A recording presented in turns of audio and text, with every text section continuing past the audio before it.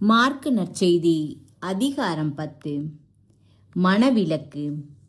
இயேசு அங்கிருந்து புறப்பட்டு யூதேயா பகுதிகளுக்கும் யோர்தான் அக்கரை பகுதிக்கும் வந்தார். மீண்டும் மக்கள் அவரிடம் வந்து கூடினர். அவரும் வழக்கம் போல் மீண்டும் அவர்களுக்கு கற்பித்தார். பரிசேயர் அவரை அணுகி, கணவன் தன் மனைவியை விலக்கி விடுவது முறையா என்று கேட்டு அவரை சோதித்தனர். அவர் அவர்களிடம் மறுமொழியாக, மோசே உங்களுக்கு இட்ட கட்டளை என்ன என்று கேட்டார். அவர்கள், மோசே மணவிலக்கு சான்றிதழ் எழுதி அவரை விலக்கி விடலாம் என்று அனுமதி அளித்துள்ளார் என்று கூறினார்கள். அதற்கு இயேசு அவர்களிடம், உங்கள் கடின உள்ளத்தின் பொருட்டே அவர் இக்கட்டளையை எழுதி வைத்தார். படைப்பின் தொடக்கத்திலேயே கடவுள் ஆணும் பெண்ணுமாக அவர்களை படைத்தார். இதனால் கணவன் தன் தாய் தந்தையை விட்டுவிட்டு தன் மனைவியுடன் ஒன்றித்திருப்பான். இருவரும் ஒரே உடலாய் இருப்பர். இனி அவர்கள் இருவர் அல்லர், ஒரே உடல். எனவே கடவுள் இணைத்ததை மனிதர் பிரிக்காதிருக்கட்டும் என்றார். பின்னர் வீட்டில் இதை பற்றி மீண்டும் சீடர் அவரை கேட்டனர். இயேசு அவர்களை நோக்கி, தன் மனைவியை விலக்கிவிட்டு வேறொரு பெண்ணை மணப்பவன் எவனும் அவருக்கு எதிராக விபச்சாரம் செய்கிறான். தன் கணவரை விலக்கிவிட்டு வேறொருவரை மணக்கும் எவளும் விபச்சாரம் செய்கிறாள் என்றார். சிறு பிள்ளைகளுக்கு ஆசி வழங்குதல். சிறு பிள்ளைகளை இயேசு தொட வேண்டுமென்று அவர்களை சிலர் அவரிடம் கொண்டு வந்தனர். சீடரோ அவர்களை அதட்டினர். இயேசு இதை கண்டு கோபம் கொண்டு, சிறு பிள்ளைகளை என்னிடம் வரவிடுங்கள், அவர்களை தடுக்காதீர்கள், ஏனெனில் இறை ஆட்சி இத்தகையோருக்கே உரியது. இறை ஆட்சியை சிறு பிள்ளை போல் ஏற்றுக்கொள்ளாதோர் அதற்கு உட்பட மாட்டார் என உறுதியாக உங்களுக்கு சொல்கிறேன் என்றார். பிறகு அவர் அவர்களை அரவணைத்து தம் கைகளை அவர்கள் மீது வைத்து ஆசி வழங்கினார். இயேசுவை பின்பற்ற விரும்பிய செல்வர். இயேசு புறப்பட்டு சென்று கொண்டிருந்த போது வழியில் ஒருவர் அவரிடம் ஓடிவந்து முழந்தாள் படியிட்டு, நல்ல போதகரே, நிலை வாழ்வை உரிமையாக்கிக் கொள்ள நான் என்ன செய்ய வேண்டும் என்று அவரை கேட்டார். அதற்கு இயேசு அவரிடம், நான் நல்லவன் என ஏன் சொல்கிறீர்? கடவுள் ஒருவரை தவிர நல்லவர் எவரும் இல்லையே. உமக்கு கட்டளைகள் தெரியும் அல்லவா? கொலை செய்யாதே, விபச்சாரம் செய்யாதே, களவு செய்யாதே, பொய் சான்று சொல்லாதே, வஞ்சித்து பறிக்காதே, உன் தாய் தந்தையை மதித்து நட என்றார். அவர் இயேசுவிடம், போதகரே, இவை அனைத்தையும் நான் என் இளமையிலிருந்தே கடைபிடித்து வந்துள்ளேன் என்று கூறினார். அப்போது இயேசு அன்பொழுக அவரை கூர்ந்து நோக்கி, உமக்கு இன்னும் ஒன்று குறைபடுகிறது. நீர் போய் உமக்கு உள்ளவற்றை விற்று ஏழைகளுக்கு கொடும். அப்போது விண்ணகத்தில் நீர் செல்வராயிருப்பீர். பின்பு வந்து என்னை பின்பற்றும் என்று அவரிடம் கூறினார். இயேசு சொன்னதை கேட்டதும் அவர் முகம் வாடி வருத்தத்தோடு சென்று விட்டார். ஏனெனில் அவருக்கு ஏராளமான சொத்து இருந்தது. இயேசு சுற்றிலும் திரும்பி பார்த்து தம் சீடரிடம், செல்வர் இறையாட்சிக்கு உட்படுவது மிகவும் கடினம் என்றார்.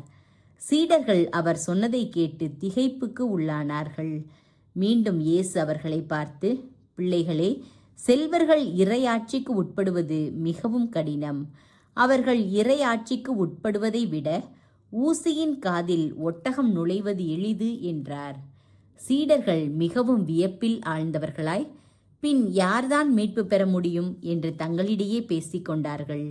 இயேசு அவர்களை கூர்ந்து நோக்கி, மனிதரால் இது இயலாது, ஆனால் கடவுளுக்கு அப்படியல்ல, கடவுளால் எல்லாம் இயலும் என்றார்.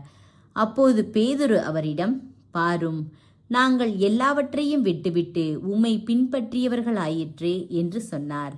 அதற்கு இயேசு, உறுதியாக உங்களுக்கு சொல்லுகிறேன், என் பொருட்டும் நற்செய்தியின் பொருட்டும் வீடுகளையோ சகோதரர்களையோ சகோதரிகளையோ தாயையோ தந்தையையோ பிள்ளைகளையோ நிலப்புலன்களையோ விட்டுவிட்ட எவரும் இம்மையில் 100 மடங்காக வீடுகளையும் சகோதரர்களையும் சகோதரிகளையும் தாயையும் நிலப்புலன்களையும் இவற்றோடு கூட இன்னல்களையும் மறுமையில் நிலை வாழ்வையும் பெறாமல் போகார். முதன்மையானோர் பலர் கடைசியாவர், கடைசியானோர் முதன்மையாவர் என்றார். இயேசு தம் சாவை 3ஆம் முறை முன்னறிவித்தல். அவர்கள் எருசலேமுக்கு போகும் வழியில் சென்று கொண்டிருந்தார்கள். இயேசு அவர்களுக்கு முன் போய்க் கொண்டிருந்தார். சீடர் திகைப்புற்றிருக்க, அவரை பின்பற்றிய ஏனையோர் அச்சம் கொண்டிருந்தனர். அவர் மீண்டும் 12 அழைத்து தமக்கு நிகழவிருப்பவற்றை குறித்து பேசத் தொடங்கினார். அவர், இப்பொழுது நாம் எருசலேமுக்கு செல்லுகிறோம். மானிட மகன் தலைமை குருக்களிடமும் மறைநூல் அறிஞர்களிடமும் ஒப்புவிக்கப்படுவார். அவர்கள் அவருக்கு மரண தண்டனை விதித்து அவரை பிற இனத்தவரிடம் ஒப்புவிப்பார்கள். அவர்கள் ஏளனம் செய்து அவர் மீது துப்பி சாட்டையால் அடித்து அவரை கொலை செய்வார்கள். 3 நாள்களுக்கு பின் அவர் உயிர்த்தெழுவார் என்று அவர்களிடம் கூறினார்.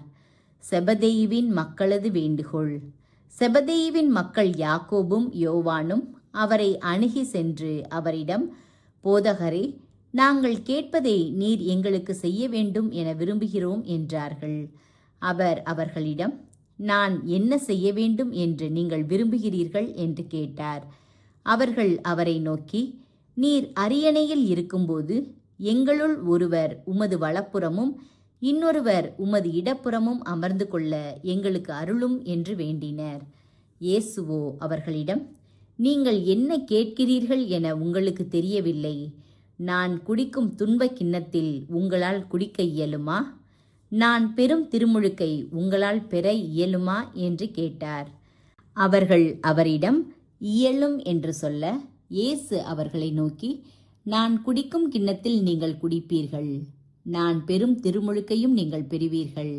ஆனால் என் வலப்புறத்திலும் இடப்புறத்திலும் அமரும்படி அருளுவது எனது செயல் அல்ல.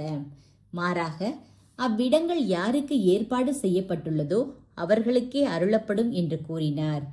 இதை கேட்டுக்கொண்டிருந்த 10 பேரும் யாக்கோபு மீதும் யோவான் மீதும் கோபம் கொள்ளத் தொடங்கினர். இயேசு அவர்களை வரவழைத்து அவர்களிடம், பிற இனத்தவரிடையே தலைவர்கள் என கருதப்படுகிறவர்கள் மக்களை அடக்கி ஆளுகிறார்கள். அவர்களுள் பெரியவர்கள் அவர்கள் மீது தங்கள் அதிகாரத்தை காட்டுகிறார்கள். ஆனால் உங்களிடையே அப்படி இருக்கக்கூடாது. உங்களுள் பெரியவராக இருக்க விரும்புகிறவர் உங்கள் தொண்டராய் இருக்கட்டும். உங்களுள் முதன்மையானவராக இருக்க விரும்புகிறவர் அனைவருக்கும் பணியாளராக இருக்கட்டும். ஏனெனில் மானிட மகன் தொண்டு ஏற்பதற்கு அல்ல, மாறாக தொண்டு ஆற்றுவதற்கும் பலருடைய மீட்புக்கு ஈடாக தம் உயிரை கொடுப்பதற்கும் வந்தார் என்று கூறினார். பார்வையற்ற பர்த்திமேயு பார்வை பெறுதல். இயேசுவும் அவருடைய சீடரும் எரிக்கோவுக்கு வந்தனர்.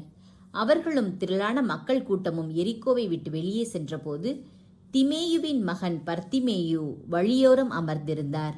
பார்வையற்ற அவர் பிச்சை எடுத்து கொண்டிருந்தார். நசரேத்து இயேசுதாம் போகிறார் என்று அவர் கேள்விப்பட்டு, இயேசுவே, தாவீதின் மகனே, எனக்கு இரங்கும் என்று கத்தத் தொடங்கினார். பேசாதிருக்குமாறு பலர் அவரை அதட்டினர். ஆனால் அவர், தாவீதின் மகனே, எனக்கு இரங்கும் என்று இன்னும் உரக்க கத்தினார். இயேசு நின்று, அவரை கூப்பிடுங்கள் என்று கூறினார். அவர்கள் பார்வையற்ற அவரை கூப்பிட்டு, துணிவுடன் எழுந்து வாரும், இயேசு உம்மை கூப்பிடுகிறார் என்றார்கள். அவரும் தம் மேலுடையை எறிந்துவிட்டு குதித்தெழுந்து இயேசுவிடம் வந்தார். இயேசு அவரை பார்த்து, உமக்கு நான் என்ன செய்ய வேண்டும் என விரும்புகிறீர் என்று கேட்டார். பார்வையற்றவர் அவரிடம், ரப்பூனி, நான் மீண்டும் பார்வை பெற வேண்டும் என்றார். இயேசு அவரிடம், நீர் போகலாம், உமது நம்பிக்கை உம்மை நலமாக்கிற்று என்றார். உடனே அவர் மீண்டும் பார்வை பெற்று அவரை பின்பற்றி அவருடன் வழி நடந்தார்.